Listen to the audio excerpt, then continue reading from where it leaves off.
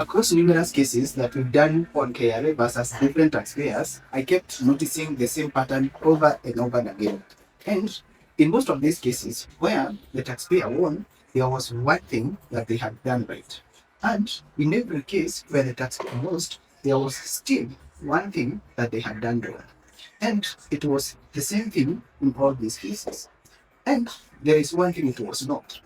It's not because the taxpayers who won had the best legal representation, and it was not that these guys found the most sympathetic judge, but it was one common factor that, if you understand it, it's going to save you millions of shillings and a lot of stress if you ever get into trouble with KRA. Then I'm going to dedicate this entire video to that one single thing because I think that thing is the most important lesson for you as the taxpayer. And I think most Kenyan business managers do not fully understand what this one little thing means in practice. Most importantly, I'm going to show you 5 different cases from where this one thing was the deciding factor, and side by side, I'm going to tell you about 5 different cases that were lost because of this one thing. By the end of this video, I will let you know how to get the specific and practical checklist that you as a business owner need. And it's a checklist that if all the taxpayers who lost had kept the checklist, they would have won their cases as well. And if you, like me, run a business in Kenya, this checklist is for you. Now, yeah, let's start with the guys who won against KRA. The first company that won against KRA is Jacaranda Gardens Estate Management Company. Now, this is a company that was helping residents manage issues like security, garbage, and such within the estate. And they were hit with a 53 million demand from KRA, but they won. And here's the reason why they won. They won because when they appeared before the Tax Appeals Tribunal, they were able to bring their audited financial statements. They also had complete bank statements, the reconciliations for those bank statements, and they also had the accounting entries that were showing every single transaction that they had with either service providers and third parties. They were also able to document all the payments that they had made. For them, every single paper was there. And because of this, KRA could not find any gaps that they could point to. That's the first case. Let's look at the second case that we went through. And this is the case with Traneshvi. Now, this company had been hit with a 76 million demand based on something that is called the banking test. This banking test treats everything that is deposited to your bank as income, and KRA uses their right to tax that. Now, this company won at the Tax Appeals Tribunal, and when KRA appealed to the High Court, they won the case as well. And they won because, one, they had the tenancy agreements, they had rent receipts, audited accounts, they had all the payment records in place. What happens is, when you're able to match every shilling that you have received, and you can be able to track that money to the bank and be able to document what that money is for, then KRA has nothing on you. And that's not the only case we looked at. We looked at Longonot Gate Development versus KRA. This is a company that was in real estate selling plots, and they were hit with 185 million tax demand. The company appealed to the Tax Appeal Tribunal and won. And here's the reason that they won. One, they had all the sale agreements to all their plots, and these sales agreements were able to show that the deposit that they were receiving from the plot owners were refundable deposits. And not only that, the company had actual documented examples of customers who had cancelled their payment and they refunded those customers their money. And with that, they were able to show that deposits received from customers cannot be treated as income. And not just that, if you look at the accounting policy, they had documented clearly that deposits received would not be treated as income. For every winner, there are losers, and we learn more from looking at losers than even looking at winners. The first case is the case for Junior Kenyan Mukoma.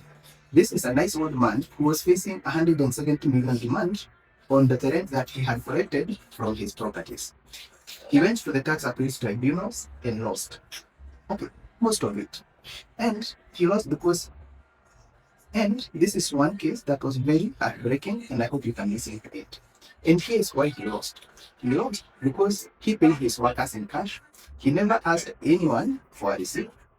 For even when we rent the hardware, he still paid in cash and didn't ask for a receipt. And he did this over and over across many years. Well, he went to the tax appeal tribunal, and the tribunal sympathized with him, but the tribunal noted, even though they are sympathetic, he did the wrong thing. And because of that, his legitimate expenses incurred in running the business could not be claimed because there was no way of proving them. Now, another case we looked at was Yomason Contracts, and he was facing a tax demand on director withdrawals and some payment that had been done to the family. And this company lost the case completely. And here's why. Now, David had no receipts.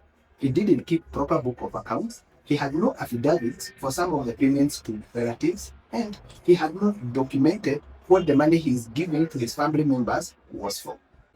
Because he could not prove what the money was for, the court treated all that money to the family members as what it looked at.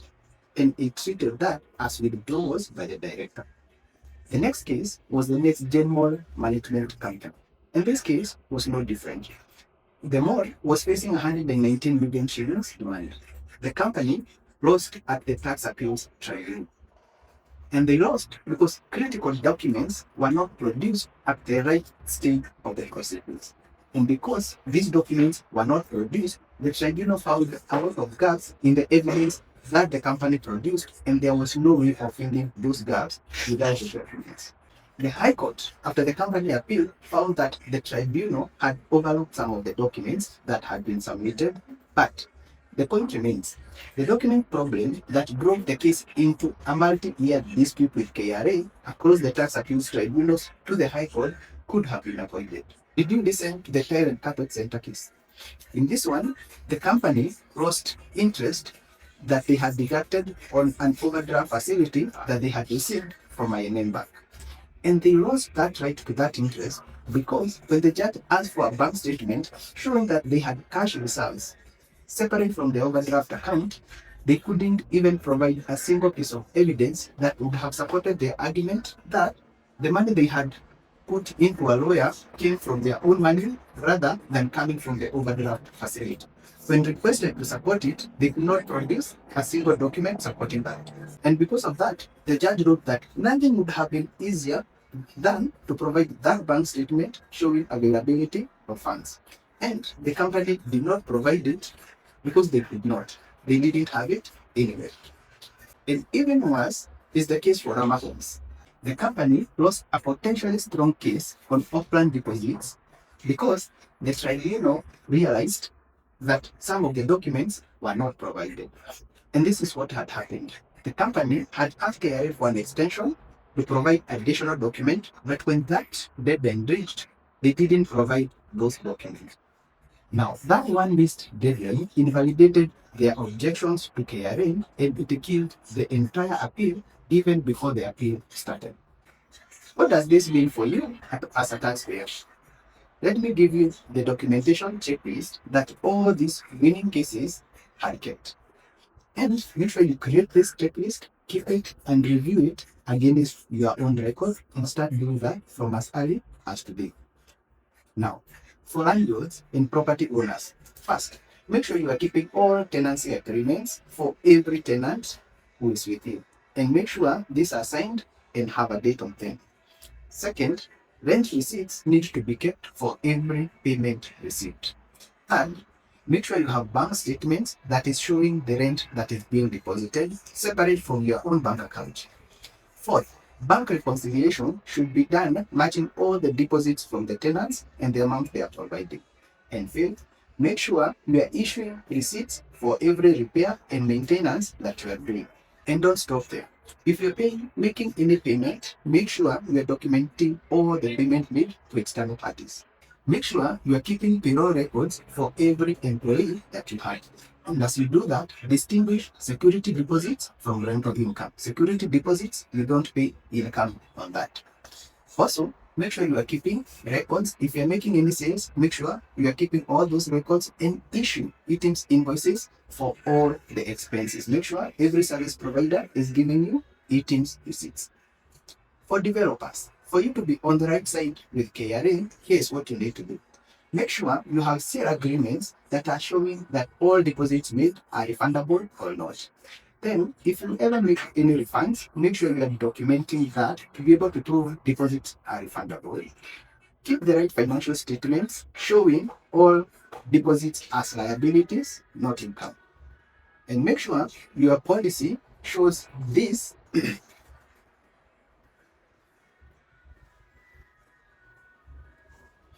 and make sure your revenue recognition policy is in writing and it's being applied consistently. As a developer, make sure all approval fees and other fees like architectural fees, construction costs, make sure that all these are documented, you have receipts, and you have eating invoices as well. For management companies, make sure your memorandum and articles of association are current and filed. If you have an AGM, make sure you are keeping AGM minutes showing all the discussions that were done during the AGM. Keep contracts with every service provider. Additionally, ensure that all the service providers provide you with receipts and you keep those receipts safely. Bank reconciliations are not just a suggestion, you need to have them and make sure that all those reconciliations are correct. And most importantly, check on your VAT registration status because you may be needed to register for VAT, which you may not have done currently. Lastly, for company directors, document every withdrawal that you are making from company accounts. If you are providing loans to the company, make sure directors sign loan agreements if they are bringing money and if they are taking out money as well. Make sure you have the right payroll records for every employee that you make because evidence of expenses paid on behalf of the company, like M-Pesa record, receipt, supplier confirmations, will be something that will save your back further down the line. Lastly, before we forget, for anyone with inherited property, make sure you are doing a professional valuation because this will impact the amount of capital gains that you will be required to pay in the future. And keep all your court succession documents, your translation documents, the legal fees that you paid, and any succession cost that you incur to transfer that property to your own name. Make sure you are keeping note on the date of inheritance because it's very important in calculating the 5-year window that Parliament put to be able to determine the capital gains tax that you're going to pay. So it's very important for all of us to know that all this documentation does not just protect you in cases of a dispute. Having the correct documentation prevents this Having the correct documentation prevents these disputes from happening in the first place. When KRA comes in and audits you as a taxpayer, and you have clean, complete, and well-organized documents, the audit tends to end very quickly and without a drama. But when they audit a taxpayer whose records are either missing, they are informal, they are inconsistent, they are incomplete, that audit turns into a natural assessment. That assessment turns into an objection from you, and the objection becomes something that you need to appeal, and what should have been solved as an accounting problem comes into years of litigation in the cost. The main difference between the outcomes of those who win against KRA and those who lose is a filing system and a habit of making sure all the records are kept. If you are there and you want to know where you currently stand and what gaps exist in your records, reach out to us. We usually help property owners, landlords, developers, business managers just like you to understand their documentation position, and we also help them put in place the right processes and procedures before KRA comes in and identifies those gaps. As a way to do that, remember, keep every record, keep every document. Because these records, these documents are way more important than any lawyer you can ever hire. Thank you.